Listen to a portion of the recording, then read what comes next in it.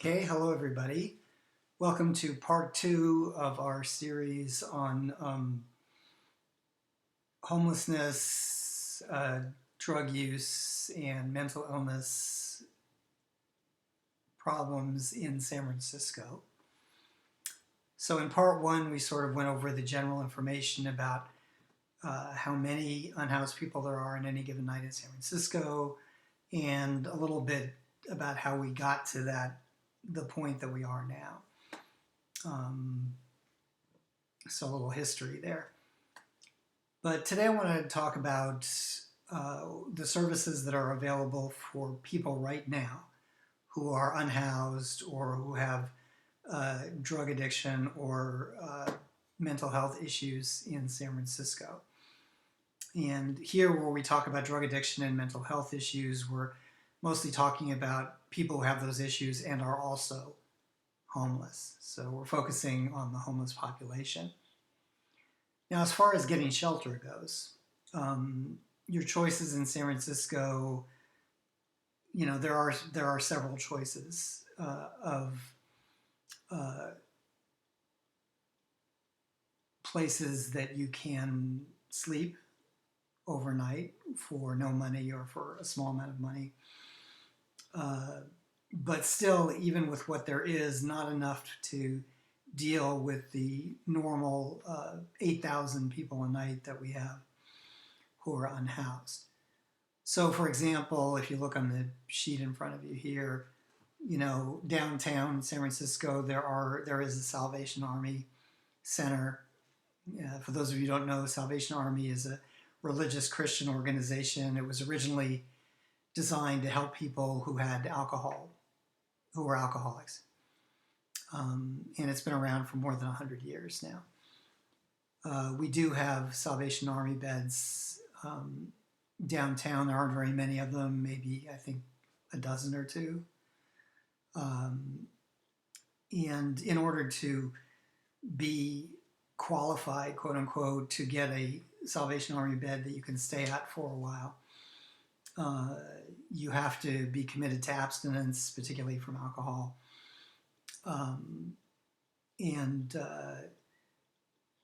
You have to listen to sermons because it's a very religious organization, and the sermons are required. They're trying to help you find some spiritual solace and strength that you can use to help you with your problems with addiction.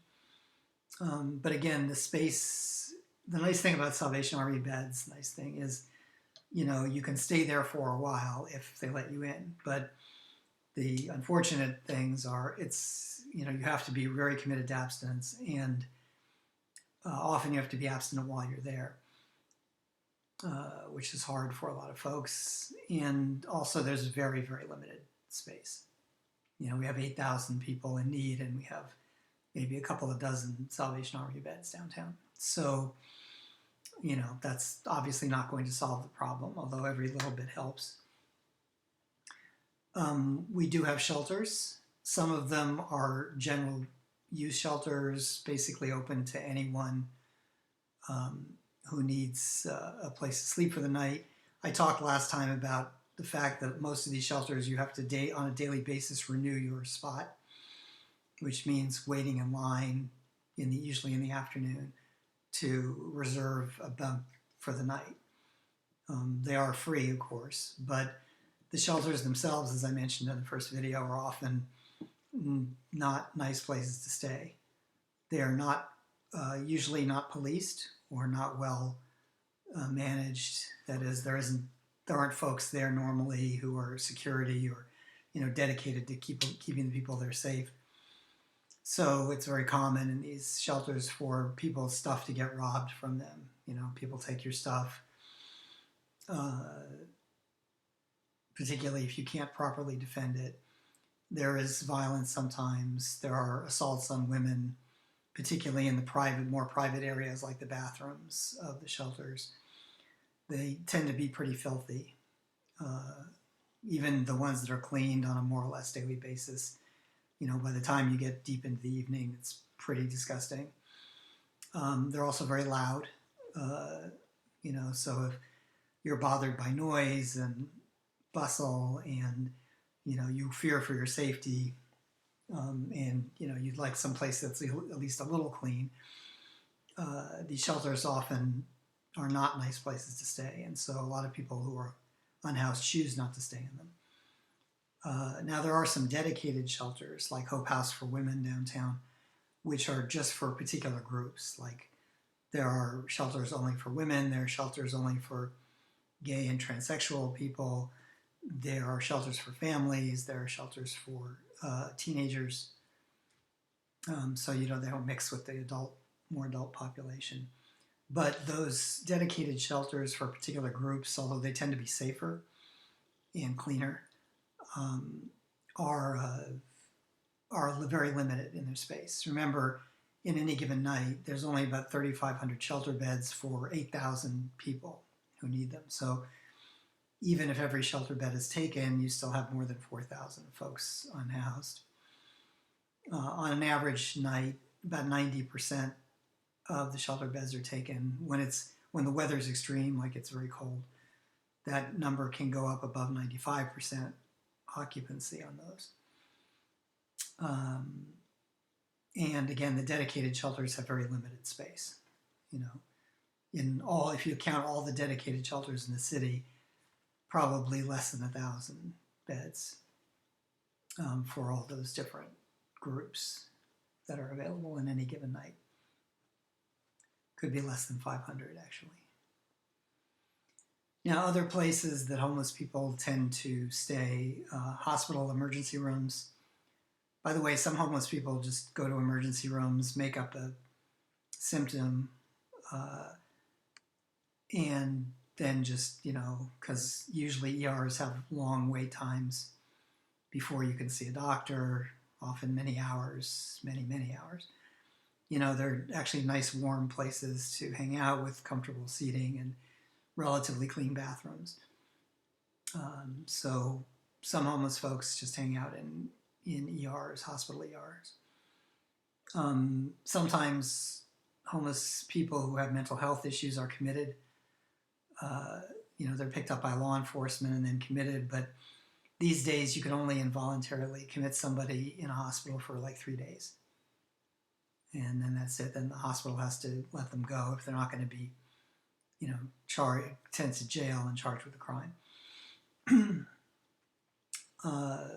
Again, I told you in the first video, we talked about how the old, mental health jails essentially were shut down back in the 1970s by then Governor Reagan, because the laws changed and you could no longer involuntarily commit somebody the way you could before. So he basically just let everyone out of what they used to call asylums, where in the old days people could be involuntarily committed indefinitely. So, for example, in the 1960s, if somebody's wandering the streets yelling and screaming and generally behaving as if they're not in touch with reality, because they're not, then they could be picked up by law enforcement, taken before a judge. The judge could have them involuntarily committed just on their own, based on their symptomology. And, they would be indefinitely held in these asylums. Could be for months or years, where they were, by the way, forcibly medicated usually. But legally, you can no longer do that. So, hospitals dramatically reduced their psych centers after that law changed. And nowadays, the psych wards in most hospitals are very limited in space, the number of people they can handle, and they can only take people for 3 days.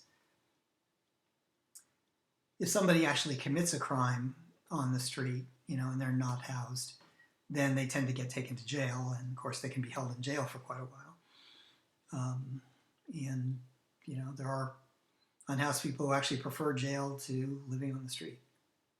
Sometimes they'll actually deliberately commit crime to get jailed, so they at least have a place to stay and they get meals, and they don't have to go searching for stuff every day. But that's obviously not ideal. Now, the other kind of housing there is very low income housing. There's, of course, Section 8, which we talked a little about last time, which is federal housing, but there's a lot of restrictions on Section 8. And there's something even cheaper in the city, which are what are called SROs, single room occupancy shelters, which is where instead of having a big open room, as a shelter where you're in bunk beds with, in a room with hundreds of other people, the SROs are buildings, real buildings that have been essentially bought by the city or by charitable agencies or not so charitable agencies. And what they do is they rent out the rooms. Each person gets their own private room, and they rent them out and charge a very low amount. Usually they get extra money for these rentals from either the city or the county or the state or the federal government or some combination of those. Often these things are subsidized by the states and the counties. But there are actually a lot of SROs in San Francisco. There's 20,000 rooms in SROs, which are basically old buildings that have been bought up and are being used for this purpose, where individual rooms are rented out for a small fee per month. Now, the thing about SROs is before you can get one, you can put yourself on a waiting list or have somebody put you on a waiting list for an SRO in the city. But before you can get one, you have to demonstrate that you either have savings or an income, which a lot of homeless people, of course, don't, because that's why they're homeless. But if you can demonstrate a modest income or some savings, then you can get in line essentially for an SRO. There are 20,000 SRO rooms. That's theoretically enough to house everybody in the city who is unhoused on any given night. But because of those restrictions, the monetary restrictions, you have to fill out forms and applications, and some people aren't just up to doing that who are unhoused. But with 500 buildings and 20,000 rooms, there are actually enough of these to accommodate folk. And there are a lot of folks who are in SROs in the Bay, in San Francisco. I think to qualify for an SRO in San Francisco, you have to be a San Francisco resident. And again, you have to have an income of some sort.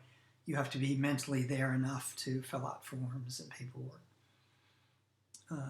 And you have to keep essentially reapplying. So even if you get a room, I think it's every 6 months or so, you have to re-justify the room, by showing that you still have an income, you still have a job, you're still able to fill out forms, etc.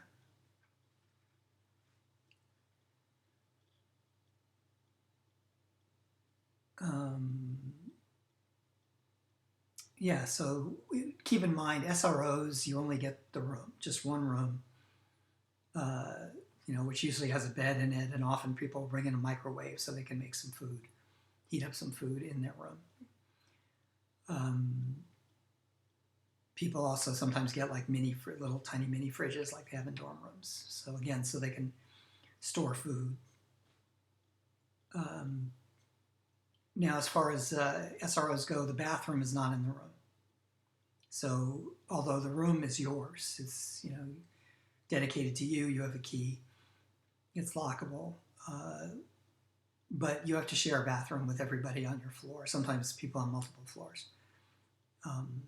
So the bathrooms can get pretty gnarly in these places, and they are shared spaces in the SROs.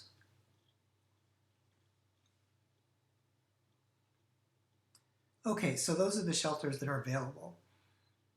Again, you have to be with it enough mentally to get into these things, into most of these things. Some of them you can just be taken to, like jail or a psych ward. But these others, whether it's a shelter, which you have to wait in line and, sign up for a bed, or it's an SRO if you have a little bit of income, these are things that you have to be together enough to, find them, and then you have to be with it enough to fill out paperwork and, sometimes wait in lines or whatever. So there are some people who are homeless who can't really even do that. And we'll talk about how to manage that situation in the next section.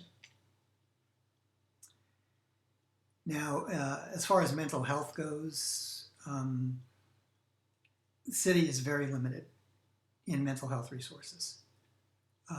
So if you have a serious mental health problem, like bipolar disorder, you're schizophrenic, you have psychosis, which may be drug-induced.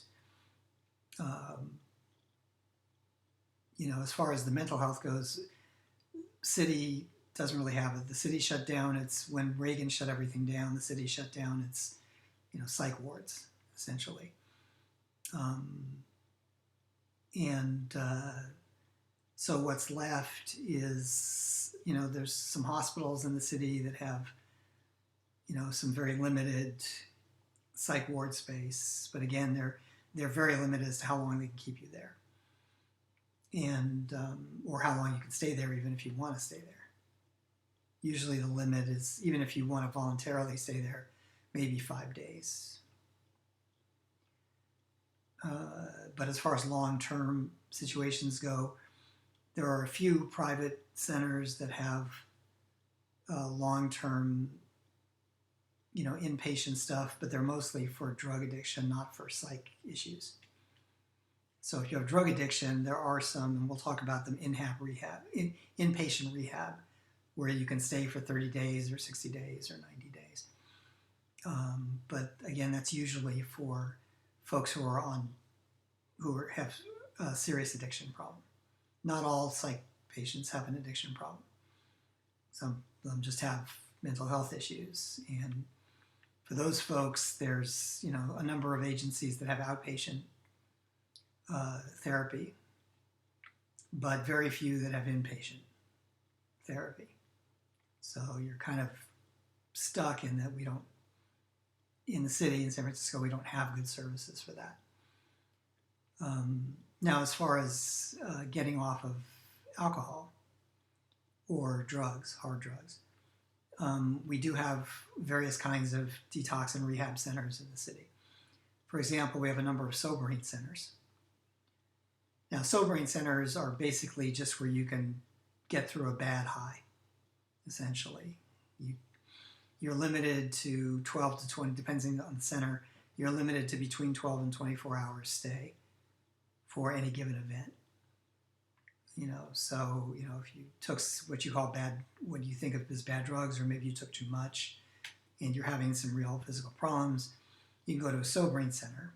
And first of all, they'll assess you to see if you actually need to go to a hospital. Because, hospitals have short-term detox wings where they can get people through the first few days of the worst of the withdrawal. Especially if they've taken too much, an overdose of some drug or another, or a bad combination of drugs. But if you're not in the state where you are imminently going to die, you just feel really terrible and you can't function, you can go to a sobering center and just kind of sleep it off. At sobering centers, they have folks there with medical training, though they're like nurse's assistant equivalent. They're not nurses, they're not doctors. But they can monitor your vitals, your heart rate, your blood pressure.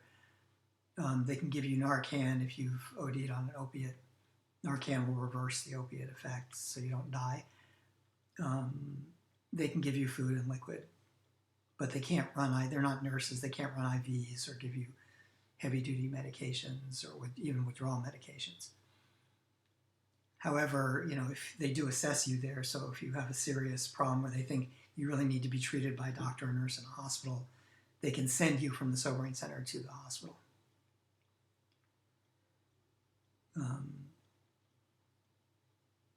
But sobering center beds are limited. I think in the whole city there might be 40 or 50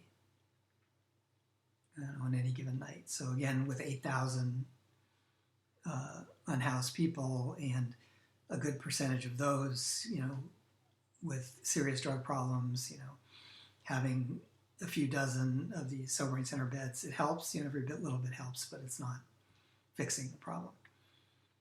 Of course, if you're in really bad shape with an overdose, or life-threatening detox symptoms, you can go to a hospital emergency room, and they can treat you for a day or two in a hospital ER before they have to let you go. The problem with that is it takes more than a day or two to get through a serious withdrawal, for example. There you're looking at usually a couple of weeks of treatment is necessary before you really get through the terrible part of a bad withdrawal problem. So hospital ERs are often not able to get people through the worst of withdrawals. They get people through part of it, but not all of it. And then they let people go. Hospital ERs, of course, can also treat people who are having like psychotic breaks, or episodes where there might be a danger to themselves or to others. They can usually be managed in hospital wards. Hospital wards can pump them full of various kinds of drugs if they're not able to rationally consent to help them get through this particular episode. But again, you're looking at best a few days of treatment, and then you get streeted again. Again, there are some inpatient rehab centers in San Francisco, like Walden House, for example. These are places where you can go, and if you're admitted, you stay 30 days at least, usually. And these are for getting sober, and also trying to get some of your life back together again. The inpatient rehab centers often have some social service folks affiliated. They have nurses affiliated. So they can, monitor people and, try to help them, reestablish some sort of life for themselves. Again, we have the problem of limited availability. These places are popular, as you might imagine. They're often court mandated. So a lot of people who take up beds in places like Walden House aren't there because they want to be there, because they volunteered. They're there because the court said it's either this or jail. And so they chose the inpatient rehab rather than jail. So, actually a lot of people who are in these rehab centers, the inpatient ones, are not people who are counted in the 8,000 unhoused. They may have been unhoused, but they're actually doing this not to change their housing status, really, but because the court told them they had to or they were going to go to jail. So they've gotten in some trouble with the law. There is daily drug testing at these inpatient rehabs. There's therapy, there's job placement help, there are, various kinds of classes you can take. So, okay, better than nothing and free to the individual. There's also a lot of outpatient rehab. There's a lot more outpatient rehab in San Francisco than there is inpatient rehab. Inpatient rehab in San Francisco might be a few hundred beds across the entire city. Outpatient rehab can accommodate thousands across the city. But again, this doesn't help. The problem with outpatient rehab is it doesn't help with the homelessness problem. Although they do have social workers, social service folks they can hook you up with at the outpatient places, who might be able to find you a bed, like a shelter bed or an SRO bed, or something like that. They can help you find shelter, but they don't provide the shelter, and sometimes they can't find it for you. Outpatient rehab centers, though, do tend to have drug testing, not mandatory usually, but you can be tested there. They have therapy, they have needle exchanges. One of the more famous ones is the San Francisco AIDS Foundation, which is outpatient services. And they have, because of what they focus on, they have testing for sexually transmitted diseases. They actually run their own clinic. So they can do basic health screening, they can do STD testing, including, of course, testing for HIV, testing for hepatitis, for herpes, for papilloma in women. They also have, classes, job placement, housing assistance that they can hook you up with. They don't run their own places, but they are connected, by wire essentially to all the other major services in the area. So, for example, if there's like extra beds available at an SRO that you might be able to crash in for a week, they can find that for you. The San Francisco AIDS Foundation, because it runs an actual medical clinic, can help you with more serious medications like PrEP, which are medications to prevent you from getting HIV. And they also can do drug withdrawal maintenance medications. So if you need like Suboxone or something to withdraw from opiates, they can provide those to you. The problem is they don't supervise you. You're not, this is outpatient. So they'll give you the meds, but then you have to take them home and take them when you're supposed to, and, not abuse them or sell them. And, that can be an issue because it's not an inpatient facility. And again, it doesn't directly help with the unhoused problem, though they can sometimes find beds for people in emergency situations. And then, of course, there's famously Alcoholics Anonymous and Narcotics Anonymous, lots and lots of AA and NA groups. And a lot of people find some comfort and help by going to these groups if they're dealing with alcohol and drug problems. Again, they don't help with the homeless issue. But they sometimes can help with dealing with alcohol and drug addiction. And there are plenty of those in San Francisco. Okay, so this is kind of the limited availability of stuff that we have for people who either have serious drug problems or serious mental health issues or homelessness, where the drug problems or mental health issues might be contributing to the homelessness. As you can see, the options are not great. And there's not enough of things that there needs to be more of.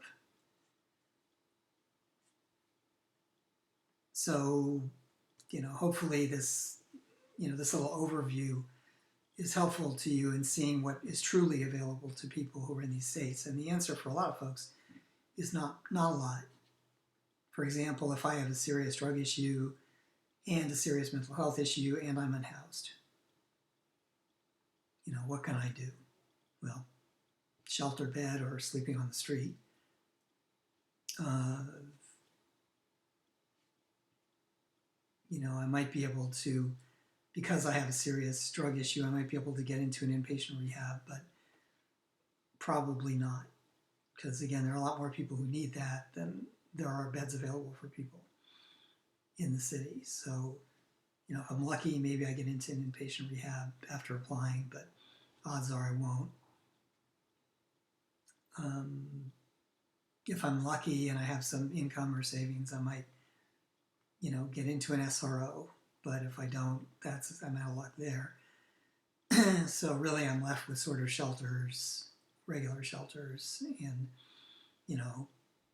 outpatient services, which, given my issues, probably not going to be anywhere near enough to get me better enough to get off the street.